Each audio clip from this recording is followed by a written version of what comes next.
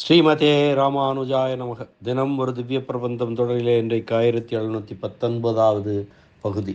திருமங்கை ஆழ்வார் அருளிய பெரிய திருமொழியிலே 9ஆம் பத்து முதல் திருமொழியின் 9வது பாசுரத்தை இன்று நாம் இணைந்து அனுபவிக்க இருக்கிறோம். இந்த 9ஆம் பத்தின் முதல் திருமொழி திருக்கண்ணங்குடி, சோழ நாட்டு திவ்ய தேசங்களுள் ஒன்றான பஞ்ச கிருஷ்ண சேத்திரங்களுள் ஒன்றான திருக்கண்ணங்குடி திவ்ய தேசத்தை மங்களாசாசனம் செய்வதாகும். முன் பாடலிலே கண்ணனெம்பெருமான் தூது போன போது செய்த ஆச்சரியமான செயலை குறிப்பிட்டார். அதனை கண்டும் உள்ளம் திருந்தாத பெரும் பேதையர் ஆகையாலே அவர்களை தேர்காலாலே அளித்த வியத்தகு செயலை இப்பாடலில் குறிப்பிட்டருள்கிறார். பார்த்தந்தன் தேர்முன் நின்றவன் இவன். திருக்கண்ணபுரத்து எம்பெருமான் பார்த்தந்தன் தேர்முன் நின்றவன் என்கிறார். பன்னிய பாரம் பார்மகட்கொழிய பாரதமா பெரும்போரில். பன்னிய பாரம் பார்மகட்கு ஒளிய பாரத மாபெரும் போரில். மன்னர்கள் மடிய மணிநெடுந்திண் தேர் மைத்துணர்க்கு உய்த்த மாமாயன். மன்னர்கள் மடிய பாரத மா பெரும்போரில் மன்னர்கள் மடிய மணிநெடுந்திண்தேர் மைத்துணர்க்குய்த்த மாமாயன். துன்னு மாதவியும் சுரபுனை பொழிலும் சூழ்ந்து எழு செண்பக மலர்வாய் தென்ன என்று அழிகள் முரன்று இசை பாடும் திருக்கண்ணங்குடியுள் நின்றானே.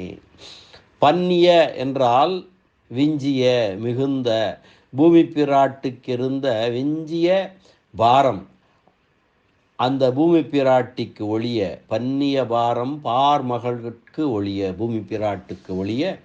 பாரத மா பெரும்போரில், மகாபாரத பெரும்போரிலே மன்னர்கள் மடிய மணி நெடுந்திண்தேர் மைத்துணர்க்குய்த்த மாமாயன்.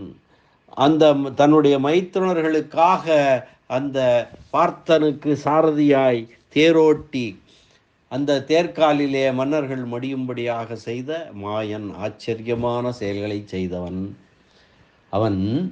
துண்ணு மாதவியும் சுரபுனைப் பொழிலும் சூழ்ந்து எழு செண்பக மலர்வாய் தென்ன என்ற அழிகள் முரன்று இசைபாடும் திருக்கண்ணங்குடியுள் நின்றானே. அவன் திருக்கண்ணங்குடியிலே நிற்கிறான். திருக்கண்ணங்குடியின் செழிப்பு என்ன? அங்கே மாதவி கொடிகள், சுரபுனை பொழில்கள் இவையெல்லாம் சூழ்ந்து செண்பக மலர்கள் நிறைந்து இருக்கக்கூடிய அந்த இடம், அந்த காடுகள், அந்த சோலைகள். அங்கே தெனா என்று வண்டுகள் மது உண்டு தேனுண்டு பாடிக்கொண்டிருக்கக்கூடியது அந்த இடம். அது திருக்கண்ணங்குடி என்கிறார். அப்படிப்பட்ட அந்த திருக்கண்ணங்குடியிலே அந்த சிறப்பான செல்வ செழிப்பான அந்த நீர்வளமும் நிலவளமும் சோலை வளமும் வயல் வளமும் நிறைந்த அந்த திருக்கண்ணங்குடியுளே நின்றான் அந்த மாமாயன் என்கிறார் இந்த பாசுரத்திலே.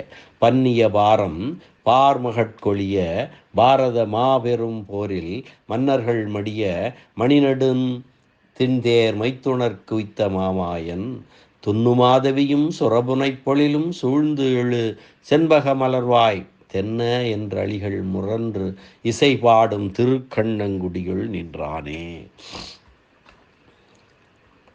புவி பிராட்டிக்கிருந்த மிகுந்த பாரமானது விட்டு நீங்கும்படியாக மிகப்பெரிய பாரத போரிலே, மகாபாரத போரிலே அரசர்கள் தொலையும்படி அர்ஜுனனுக்கு தேரை நடத்திய ஆச்சரிய சக்தியுள்ள பெருமான்.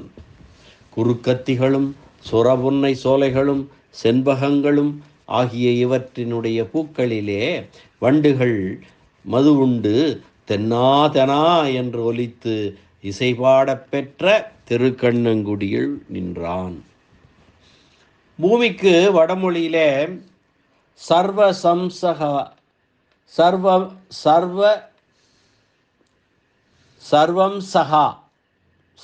சகா என்று ஒரு பெயர் உண்டு. அதாவது எல்லாவற்றையும் பொறுக்க வல்லது, சர்வம் சகா என்று பொருள். பூமி பிராட்டி அப்படி எல்லாவற்றையும் பொறுக்க வல்லவள். ஆனாலும் கூட தன் மீது சாது ஜனங்கள் எவ்வளவு கோடி பேர் இருந்தாலும் அவர்களை சுமப்பது இலவம்பஞ்சை சுமப்பது போல அவளுக்கு வருத்தம் இல்லாமல் இருக்கும். ஆனால் ஒரு துஷ்டன் இருந்தாலும் இரும்பு மூட்டையை தாங்குவது போல வருத்தமாம். இந்த பூமியில் பிறந்திருந்த துரியோதனாதியர், சிசுபாலன் முதன்ற துஷ்டர்களின் பெரும்பாரத்தை பொறுக்க மாட்டாமல் மிக வருந்தி இருந்தாள் பூமி பிராட்டி. அவள் வருத்தம் தீர்வதற்காக திரு அவதரித்தருளி பாரத யுத்தம் என்ற காரணத்தை கொண்டு பூமி பாரத்தை போக்கடிக்க வேண்டி பார்த்தனுக்கு சாரதியாய் அமர்ந்த பெருமான் உறையுமிடம் சோலைகள் நிறைந்த திருக்கண்ணங்குடி என்கிறார். மைத்துணர்க்கு தேர்வித்த, அதாவது பெண் கொடுத்து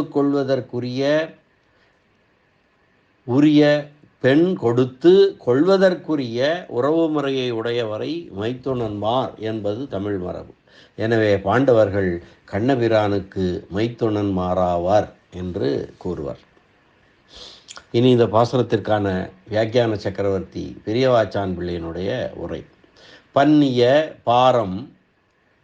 பாரம் பார்மகட்கொழிய பாரத மாபெரும் போரில் மன்னர்கள் மடிய மணிநெடுந் தின்தேர் மைத்துணர் குய்த்த மாமாயன். எல்லா சுமைகளையும் பொறுமையோடு பொறுத்து தாங்கிக் கொண்டிருக்கும் பூமி பிராட்டியே, என்னால் பொறுக்க இயலவில்லை என்று கூப்பிடும்படி மிகுந்த சுமையானது நிலமடந்தைக்கு வாராதபடி மகாபாரத போரிலே அரசர்கள் அழியும்படியாக அர்ஜுனன் முன்னே நின்று தேரை நடத்திய வியத்தகு பண்புகளையும் செயல்களையும் உடையவன். துண்ணு மாதவியும் சுரபுனைப் பொழிலும் சூழ்ந்தெழு செண்பக மலர்வாய் தென்ன என்று அழிகள் என்றால் வண்டுகள் என்று பொருள். தென்ன என்ற அழிகள் முரன்று இசை பாடும் திருக்கண்ணங்குடியுள் நின்றானே. நெருங்கிய மாதவியும் சுரபுன்னை பொழிலும் சுற்றிலும் ஓங்கிய சம்பகங்களையும் உடைத்ததாய் அவற்றிலே படிந்த வண்டுகள் ஒலித்து இசைபாடிக் கொண்டிருக்கின்ற திருக்கண்ணங்குடியுள்ளே நின்றானே. அப்படிப்பட்ட இயற்கை எழில்வாய்ந்த திருக்கண்ணங்குடியிலே நின்றவன் இவன் கண்ணன் எம்பெருமான் என்கிறார். அற்புதமான ஒரு பாசுரத்தை மீண்டும் ஒரு முறை அன்வைக்கலாம். பன்னிய பார்மகட்கொழிய பாரத மாபெரும் போரில் மன்னர்கள் மடிய மணிநெடுந் தின்தேர் மைத்துணர் குய்த்த மாமாயன். துண்ணு மாதவியும் கரபுனைப் பொழிலும் சூழ்ந்தெழு செண்பக மலர்வாய் தென்ன என்ற அழிகள் முரன்று இசை பாடும் திருக்கண்ணங்குடியுள் நின்றானே என்ற இந்த அற்புதமான பாசுர அனுபவத்தை இந்த அளவிலே நிறைவு செய்து மீண்டும் நாளை அடுத்த பாசுர அனுபவத்துடன் சந்திக்கலாம். நன்றி, வணக்கம். ஸ்ரீனிவாச வெங்கடேச ராமானுஜதாசன் திருவரங்கம்.